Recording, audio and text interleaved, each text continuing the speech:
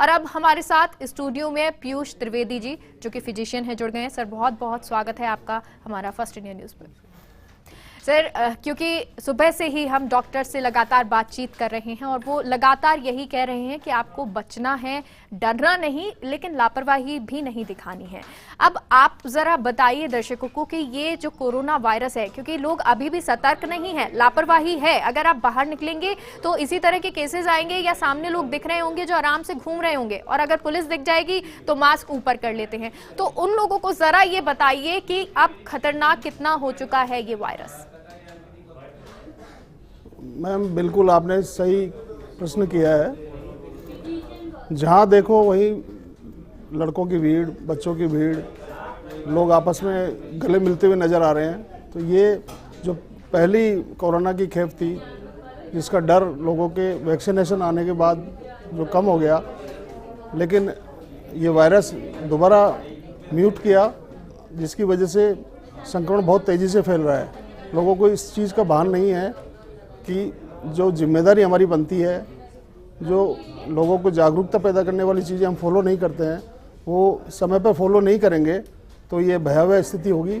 चाहे दुनिया में कैसी भी वैक्सीन आ जाए, अगर हम नियमों का पालन नहीं करेंगे तो इस समस्या से कभी भी जीवन भर नहीं उबर पाएंगे। 3 चीज़ों का विशेष ध्यान रखने के लिए हर जगह लिखा हुआ मिलेगा। सरकारी गाइडलाइन भी है कि आप मास्क पहनिए, मास्क ही वैक्सीन है, आगे भी यही रहेगा जब तक कि कोरोना वायरस का संक्रमण अपने आप डाउन नहीं हो जाता। दूसरा, बार बार आप हाथ धोते रहिए। और तीसरा, भीड़ भाड़ की जगह से बचें और डिस्टेंस मेंटेन करें। इन 3 चीज़ों को फॉलो करते हुए वैक्सीनेशन, अगर आप वैक्सीनेटेड हैं तो आपका बचना संभव है, अन्यथा आप भी संक्रमित होंगे। और अगर आप संक्रमित हो भी जाते हैं तो वैक्सीनेशन का तो इतना ही है कि आप खुद गंभीर रूप से बीमार नहीं होंगे, लेकिन आप कोरोना वायरस को फैलाने के लिए तो सक्रिय भूमिका अदा करेंगे। जी सर, बहुत सारे सवाल होते हैं कि क्या हमें करना चाहिए, क्या नहीं करना चाहिए। और क्योंकि कई लोग सजग भी हैं तो वो लोग घर पे रहते भी हैं और गर्म पानी लेना या जिस तरह के हमें गिलोय, विटामिन सी के बारे में बताया जाता वो लेते हैं। तो क्या ये भ्रम है या सच है कि अगर हम गर्म पानी पीते रहेंगे तो वायरस हमारे गले में इन्फेक्टेड नहीं होगा या वायरस हमें नहीं लगेगा? दैनिक जीवन में जो दिनचर्या हमें अपनानी चाहिए वो पूरी फॉलो करनी चाहिए। आप क्या खा रहे हैं वो आहार की श्रेणी में आता है। तो बैलेंस डाइट आपको लेनी है, हेल्दी फूड आपको लेना है, और जिसमें विटामिन सी और जिंक ज़्यादा हो ऐसे फलों का प्रयोग करना है। जैसे संतरा है, नींबू है, इनका ज़्यादा से ज़्यादा प्रयोग करें। हर 2-3 घंटे में गर्म पानी आप पीते रहें। लौंग का पानी आप पी लें, गिलोय की चाय बना के आप पी लें, सौंठ आप पी लें, अदरक आप यूज़ करें। खाने में तेज़ मसालेदार चीज़ें का प्रयोग करते हैं तो आपको फेरेंजाइटिस मतलब गले जैसी समस्या या गले में खराश जो स्टार्टिंग में उत्पन्न होती है वो नहीं होगी। साथ में गार्गल्स करते रहें। और दूसरी चीज़ बिहार में आती है कि जितना हो सके कम से कम घूमना फिरना करें, लोगों के बीच में कम से कम जाएं और दूरी मेंटेन करें। और सफाई का विशेष ध्यान रखना है। सफाई का जिसने ध्यान नहीं रखा वो चाहे कितने ही उपाय कर ले, वो संक्रमित हुए बगैर रहेगा नहीं। इसलिए बार बार हाथों को सैनिटाइज करें। मैं तो ये कहूँगा कि दिन में 5 बार साबुन से हाथ धोना बेहतरीन है, क्योंकि साबुन से हाथ धोने के बाद में एक लेयर बनती है उस पानी की जो कि आपको 2 घंटे तक प्रोटेक्ट करती है। तो हर 2 या 3 घंटे में आप बार बार साबुन से हाथ धोते रहें तो आप कोरोना के संक्रमण से बचेंगे। कि क्या हमें सैनिटाइजेशन करना ज़्यादा बेहतर है या अगर हम साबुन से हाथ धोएं वो ज़्यादा बेहतर है?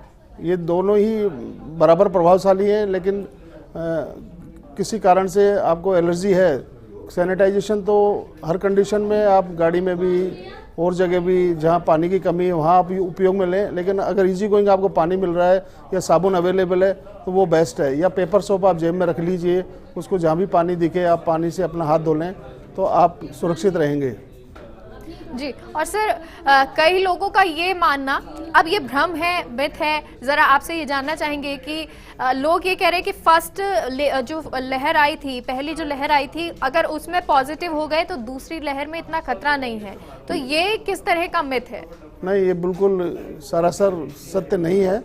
सत्य यह है कि आप मास्क अगर नहीं पहनेंगे और बार बार हाथ नहीं धोएंगे और डिस्टेंस मेंटेन नहीं करेंगे तो वैक्सीनेशन के बाद भी आपको होगा। फर्स्ट लेयर में अगर हुआ तो भी होगा और नहीं हुआ तो भी होगा। जी।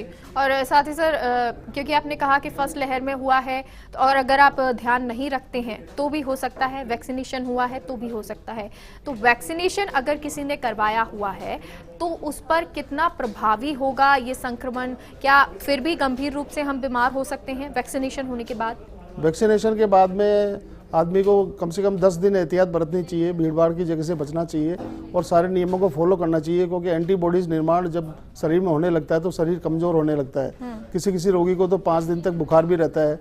ये केसेज हम देखते हैं, रात दिन पेशेंट से हम टेलीफोन पे बात करते हैं तो बताते हैं कि भाई वैक्सीनेशन के बाद हमें तो बहुत ज़्यादा थकान लग रही है, कमज़ोरी लग रही है। ऐसी चीज़ें हैं, क्योंकि एंटीबॉडीज जब बनती है तो बॉडी को थोड़ा सा कमज़ोर करती है, तो उस समय बॉडी वीक हो जाती है। तो सावधानी हमें बरतनी पड़ेगी। वैक्सीनेशन के बाद थोड़ा सा रेस्ट कर लें तो ज़्यादा बेहतर है। जी सर, आप हमें ये कह रहे हैं कि योग भी कीजिए और चीज़ें खाइए भी, इम्यूनिटी बढ़ाना बहुत ज़रूरी है। लेकिन अगर लोग बाहर नहीं निकलते हैं, घर ही में रहते हैं, तो ऑक्सीजन की कमी ना हो, उनकी बॉडी फिट रहे, उसके लिए क्या करें? खुले वातावरण में तो हर जगह अवेलेबल है, घर के बाहर भी, आप सड़क के ऊपर भी, छत के ऊपर भी अपना 15-20 मिनट का समय निकाल करके और नियमित आपका योग, व्यायाम, प्राणायाम की जो क्रियाएं होती है वो आपसे नियमित रूप से शरीर को आप समय दे के करें और हो सके तो नियमित रूप से छोटे छोटे व्यायाम आप करते रहें। जी सर, क्योंकि अभी ऑफिसेज खुले हैं और लोग बाहर जा रहे हैं, और ना सिर्फ ऑफिसेज, अगर पुलिस ऑफिसर्स की बात करें, पुलिस की बात करें, या फ्रंट लाइन वॉरियर्स जैसे आप लोग हैं, आप सभी लोग जाते भी हैं, पेशेंट्स को भी देखते हैं या बाहर काम भी होते हैं। ऐसे में उन लोगों को कैसे ध्यान रखना है? क्योंकि आप लोगों के कांटेक्ट में तो आएंगे ही, लेकिन उस कांटेक्ट में आने के बावजूद आप संक्रमण से बच सके, उसके लिए क्या एहतियात हो? सबसे पहले ज़रूरी चीज़ है मास्क। आपको नाक और मुंह को ढक के रखना है, और हो सके तो आप ग्लव्स वगैरह पहन लें। अगर साइकिल, मोटरसाइकिल पर भी सवारी करते हैं या भीड़ भाड़ वाली जगह में आप जा रहे हैं तो आप अपना निजी एप्रिन डाल लें, और साथ में खांसी जुकाम, अगर आपको संदिग्ध कोई रोगी नज़र आता है तो थोड़ा सा उससे दूरी मेंटेन करें। जी सर, अस्थमैटिक पेशेंट्स, उनको सबसे ज़्यादा खतरा है, और क्योंकि उनको प्रॉब्लम भी रहती है सांस की, अगर बहुत ज़्यादा होने लगती है तो कई बार हॉस्पिटलाइज भी होना पड़ जाता है। ऐसे में उन लोगों के लिए क्या खास ख्याल है, उन्हें क्या खास ध्यान रखना है, और अगर इन केस उन्हें अस्थमा की प्रॉब्लम होने लगी है तो वो कैसे ये क्लियर करेंगे, कैसे डिफ्रेंशिएट करेंगे कि ये कोरोना नहीं है, ये नॉर्मल जो अस्थमैटिक प्रॉब्लम हमेशा होती आई है वही है?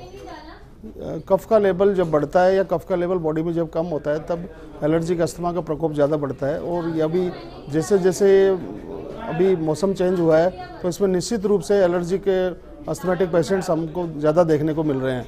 तो उन पेशेंट्स को आप पूरा उनको चेकअप करके और उनके लंग्स की कंडीशन देख करके भी बता सकते हैं कि इसको अस्थमेटिक अटैक है या और कोई भारी संक्रमण है, क्योंकि जिसको अस्थमेटिक प्रॉब्लम रहती है वो सामान्य रूप से इनहेलर्स लेने से ठीक हो जाती है।